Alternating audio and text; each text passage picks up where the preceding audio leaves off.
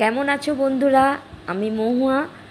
আজ আমি তোমাদের নিয়ে চলেছি শান্তিনিকেতনের বোলপুরের কাছে রায়পুরের সুপুর অঞ্চলে এক অতি প্রাচীন শিব মন্দির।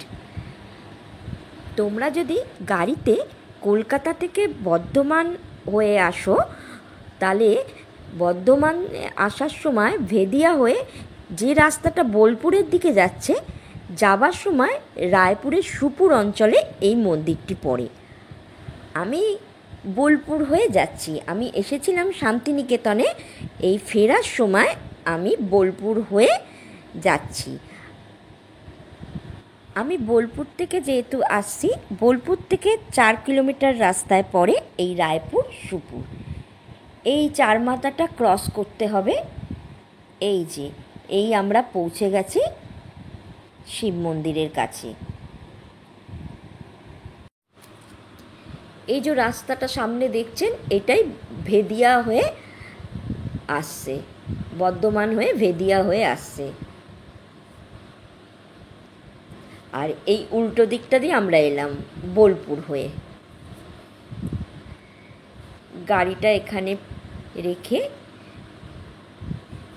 চলুন আমরা আস্তে আস্তে মন্দিরটার চারপাশ ঘুরে দেখি। এই শিব মন্দিরটি অতি প্রাচীন, আর এই শিব মন্দিরের যে ইতিহাস সেইটা চলুন আজ আপনাদের জানাই। এক সময় এই রাজ্যের রাজা ছিলেন সুরথ। সুরথ ছিলেন হিন্দু পুরাণে উল্লেখিত প্রাচীন বঙ্গরাজ্যের যদুবংশীয় সম্রাট। মার্কণ্ড পুরাণ অনুসারে হিন্দু ধর্মশাস্ত্রের তার উল্লেখ আছে। তিনি হিন্দু ধর্মের এক প্রবাদপ্রতিম ব্যক্তি ছিলেন। এই সুরথ রাজের রাজধানী ছিল বলিপুরে, যা বর্তমানে পশ্চিমবঙ্গের বোলপুর নামে খ্যাত। তিনি ছিলেন দেবী দুর্গার ভক্ত। মার্কণ্ড পুরাণ অনুসারে তিনি মর্তে অধিবাসীদের মধ্যে দেবীর মাহাত্ম্যে শ্রী শিব চণ্ডী প্রচার করেছিলেন। তিনি বঙ্গদেশে প্রথম দেবী দুর্গার পূজা করেছিলেন, এটা আমরা অনেকেই জানি, যা পরে ভারতের অন্যান্য অঞ্চলে জনপ্রিয় হয়ে ওঠেন। তিনি পশ্চিমবঙ্গের বোলপুরে, বর্তমানে যেখানে সুপুর, সেই সুপুরের রাজা ছিলেন। যখন তিনি তার রাজ্য সম্পত্তি সব কিছু হারিয়ে বোলপুর ত্যাগ করে চলে যান, পরে দেখা হয় তার সাথে সমাধি বৈশ্য নামে এক বণিকের। তিনিও সব কিছু খুইয়ে এসেছিলেন, কারণ তার পরিবারও তাকে প্রতারণা করেছিল। তারপর সৌভাগ্যক্রমে তাদের সাথে মেধাস মুনির দেখা হয়, আর তিনি তাদের ভাগ্য ফেরানোর জন্য দেবী দুর্গার পূজা করতে বলে। এই মেধাস মুনির আশ্রমেই প্রথম দুর্গাপুজো চালু করা হয়।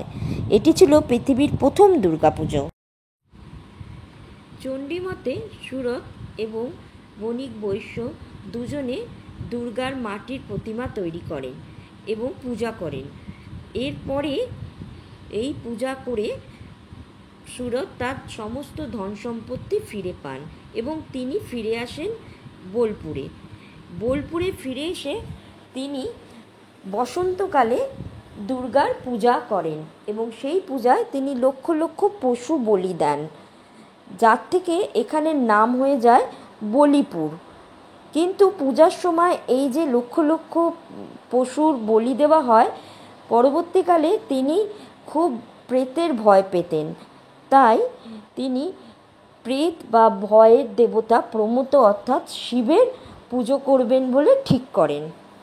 কথিত আছে রাজা সুরথ নৌকাযোগে অমরকণ্টক যাওয়ার পথে নর্মদা গঙ্গার ধারা ধরে এক বৃহৎ বাণলিঙ্গ পান এবং সেই সুউচ্চ বাণলিঙ্গকে নিয়ে এসে তিনি একটি মন্দির স্থাপন করে সেই লিঙ্গটিকে প্রতিষ্ঠা করেন। সেই লিঙ্গকেই বলা হয় সুরতেশ্বর শিবলিঙ্গ। সেই পুরনো মন্দিরটি নষ্ট হয়ে যাওয়ায় রায়পুর নিবাসী রানীমা সুবাসিনী দাসী 1339 সালে আবার এই মন্দিরটির পুনঃপ্রতিষ্ঠা করেন। বর্তমানে এই গ্রামেরই কিছু ভালো মানুষের তত্ত্বাবধানে উদ্যোগে এখানে একটি কমিটি রয়েছে, যারা এই মন্দিরের সব কিছু রক্ষণাবেক্ষণ সব কিছু তারাই দেখেন এবং নিয়মিত এখানে ভোগ দেওয়া হয়। প্রতি সোমবার 1000 লোক খাওয়ানোর মতো এখানে ফ্রিতে পায়েস হয়ে থাকে। এখানকার স্থানীয়রাই নাকি এটার ব্যবস্থা নেয়।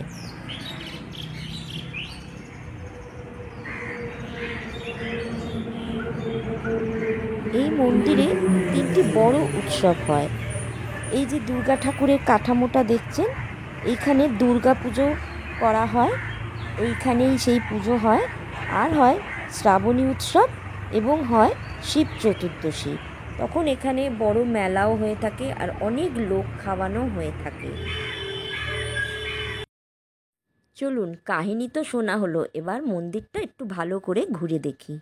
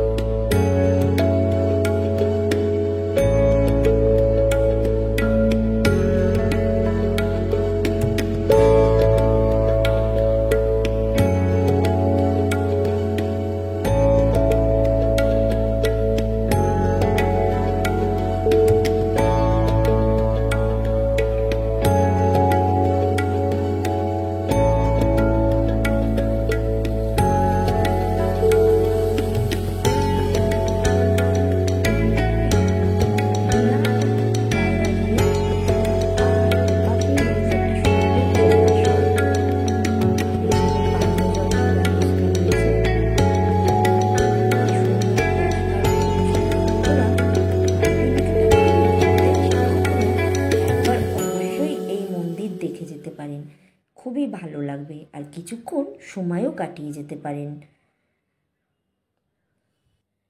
মন্দির প্রাঙ্গণটি সম্পূর্ণ বাঁধানো আর রয়েছে সুন্দর গাছ, ফুলের গাছ দিয়ে সাজানো, আর রয়েছে একটা বিশাল বড় গাছ। তার তলায় কিছুক্ষণ বসে থাকলেও আপনার ভাল লাগবে। এখানকার স্থানীয় লোকেরা বিকাল হলেই এখানে কিছুটা সময় বসে কাটিয়ে যান। আপনারা যখনই এরপরে বর্ধমান বা শান্তিনিকেতন বা বোলপুরে আসবেন, অবশ্যই এই মন্দিরটি একবার ঘুরে যাবেন। এখানকার লোকেরা এটিকে খুব জাগ্রত মন্দির বলে থাকে।